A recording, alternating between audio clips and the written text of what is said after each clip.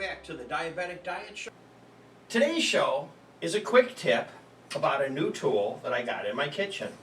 I wish I would have had this the other day when I made Hasselback potatoes. I could have just put my potato in here and then cut down rather than using the sticks like I did. But what I would do is I would find the top and bottom of something like an orange or a tomato and put it left or right in this slicer like this. And I tell you, I didn't pay much for this thing. I got it online. We're going to squeeze it and slice.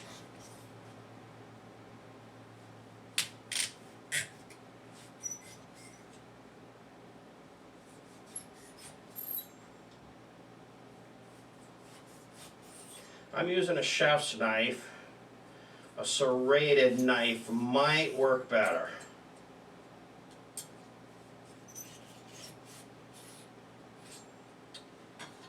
Here we go. There's some slices. Works pretty good. I don't know if somebody that cooks all the time will like that, because you probably have to go back like this. But one thing I will tell you is the slices are uniform size, and I think that's probably important if you're cooking a meal and you're using this for garnish or something like that. So that's my quick tip. Thanks for watching. Bye for now.